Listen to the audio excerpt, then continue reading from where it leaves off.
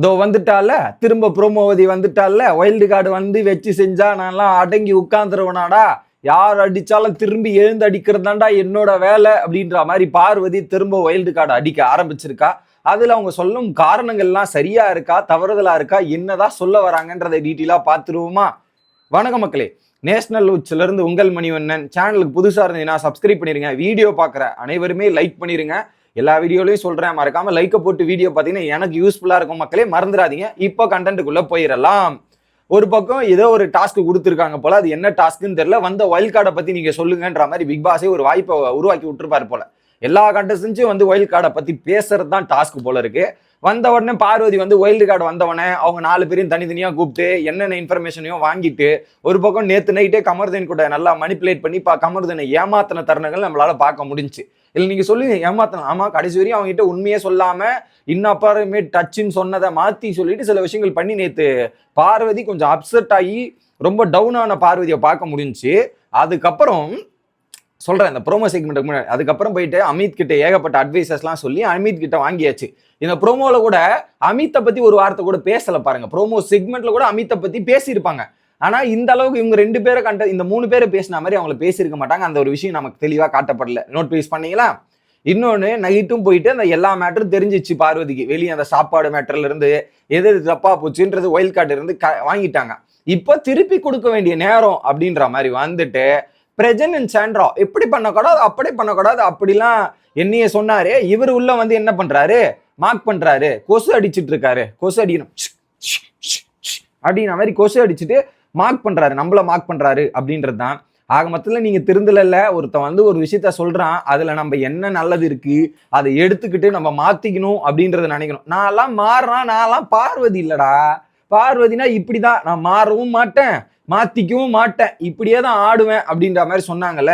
அது என்னைக்காவது ஒரு நாள் வந்து தரமா இருக்க போகுது. ஓகே, பட் இதுல வந்து அவர் இப்படி பண்ணக்கூடாது அப்படி பண்ணக்கூடாதுன்னா அதுல நம்ம அவங்க சொல்றதுல நல்லது எது கெட்டது எதுன்னு நம்ம அண்டர்ஸ்டாண்ட் பண்ணி நம்ம ப்ராசஸ் பண்ணிக்கணும். இது தப்பா இருக்கு, ஓகே மாத்திக்கலாம், இது கரெக்டா இருக்கு, இதை மாத்திக்கலாம் அப்படின்றத தாண்டி அவங்க பண்ணிட்டாங்கன்றதுக்காக திருப்பி கொடுக்கணும் அப்படின்றதால இறங்கி திருப்பி கொடுத்தா மாதிரி தான் இருக்கு. நான் யாரு இந்த பிக் பாஸ்ல 4 வாரம் இருக்கேன். 4 வாரம் எக்ஸ்பீரியன்ஸ்னா என்ன தெரியுமா? நீங்க இப்பதான் வந்திருக்கீங்க. நான் எவ்வளவு பெரிய ஆளு, என்னையே நீங்க எவ்வளவு பேசுறீங்கன்னா நான் சும்மா விட்டுருவேனா அப்படின்ற மாதிரி தான் பார்வதி திரும்பி கொடுத்த மூமெண்ட் அப்படி இருந்துச்சு. ஓகே பாப்போமே, பார்வதி அடுத்து சும்மா விட போறது இல்ல, திவ்யாவோட கேப்டன்சி வேற வச்சு செய்ய போறாங்க அப்படின்றது எனக்கு உறுதியா தெரிஞ்சு போச்சு.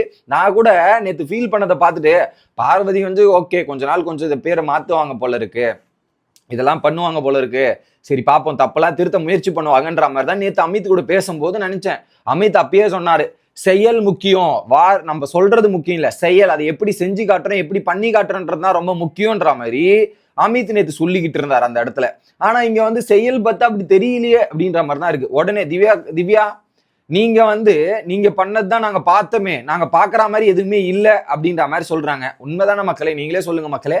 பார்வதி கேம்ல இன்ட்ரெஸ்டிங் ஆகுறாங்க, சண்டை போடுறாங்க, இதெல்லாம் பண்றாங்க. ஆனா பார்வதி ஒருத்தனை எங்க வேணாலும் கேமுக்காக ஒருத்தனை எங்க வேணாலும் பயன்படுத்திட்டு தூக்கி எறியக்கூடிய ஒரு நபர் தான். அதுல எந்த விதமான மாற்றுக்கிறது இல்லை. திவாகரா இருக்கட்டும், காலில் போய் விழுந்தாங்க டாஸ்க்காக.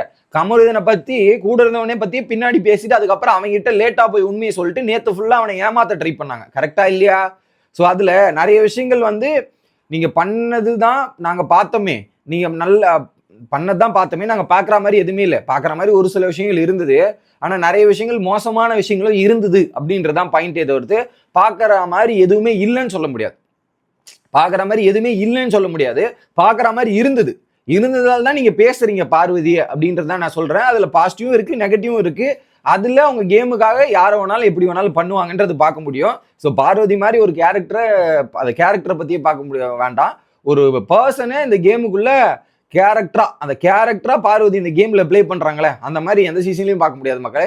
அந்த மாதிரி ஒரு ஆள் இது. ஓகே, ஸோ எனக்கு தெரியும் நான் என்ன பண்ணணும் ஏது பண்ணக்கூடாதுன்னு. நீங்க சொல்லி கொடுக்காதீங்க அப்படின்னு சொல்றாங்க. நீங்க பண்ணது தாங்க சொல்றாங்க, புரியல. நீங்க எது பண்ணணும்ன்றது எனக்கு தெரியும்ன்றீங்களே, அப்படியே அங்க நேற்று உட்காந்து ஃபீல் பண்ணீங்க? என்னோட கேள்வியே தான், சிம்பிள்.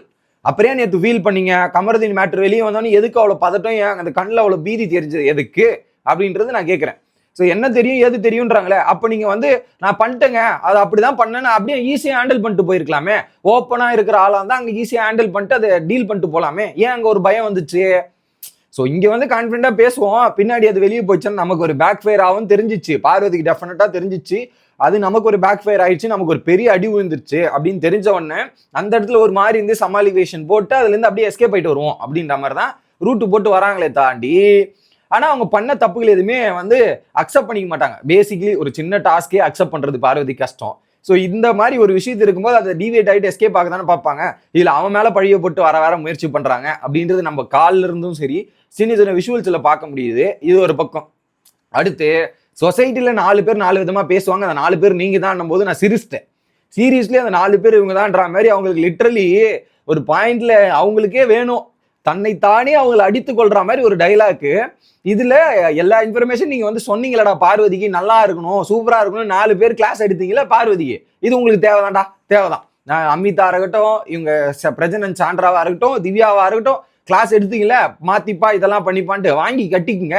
ஸோ இது வாங்கி கட்டிக்கிறது உங்களுக்கு தேவைதான். கம்முன்னு மூடிக்கிட்டு உங்க வேலையை பார்த்துருந்தா இதெல்லாம் உங்களுக்கு நடந்திருக்குமா அப்படின்ற மாதிரி தான் எனக்கு தோணுச்சு. அடுத்ததாக இன்னொரு விஷயம் சொல்றேன். 4 பேர் 4 விதமா பேசுவாங்க அப்படின்றத அவங்க சொல்றாங்கல்ல, நீங்க பண்ணதை வச்சுதான் 4 பேர் பேசுவாங்க. நீங்க பண்ணதை வச்சுதான் 4 பேர் 4 விதமா பேசுவாங்க, ரைட்? ஓகே. அப்போ நீங்க நல்லது பண்ணீங்கன்னா அது கெட்டதா பேசுதுன்னு ஒரு கூட்டம் இருக்கு. அதை ஒண்ணுமே சொல்ல முடியாது. அவனுக்கு நல்லதே பண்ணாலும் அப்படிதான் பேசுவானுங்க. ஆனா நீங்க பண்ண கெட்டதுன்னு தான் பேசுவான். அது நீங்க பண்ணதுன்னு தான் சொல்ல முடியும். அது எப்படி அப்படின்ற மாதிரி தான் தோணுச்சு. அதுல நீங்க பண்ண விஷயங்களும் அப்படிதான் இருக்கு. அதை நீங்க கொஞ்சம் திருந்துவீங்க மாத்திப்பீங்கன்னு நினைச்சா, நான் கடைசி வரையும் மாத்திக்க மாட்டேன், அதை ரியலைஸ் பண்ண மாட்டேன்னா இதுக்கு ஒரு பெரிய பேக் ஃபயர் பார்வதிக்கு தான் ஆகுன்றத நினைக்கிறேன். அவங்க சொன்ன இன்புட்டை எடுத்து கேம்ல மாடுலேஷன் பண்ணலாம், சில விஷயங்களை தவிர்த்துட்டு. அது அவங்களுக்கு ஒரு குட்டா இருக்கும். அதை மாற்ற மாட்டேன்னு இருந்தா அவங்களுக்கு என்னைக்கா இருந்தாலும் கொஞ்சம் ஆப்பு இருக்கும் அப்படின்ற மாதிரி தோணுது. பட் எனிவே ப்ரோமோ பார்க்கறதுக்கு நல்லா இருந்துச்சு அப்படின்றத சொல்லிட்டு வீடியோ முடிக்கிறேன். Bye guys.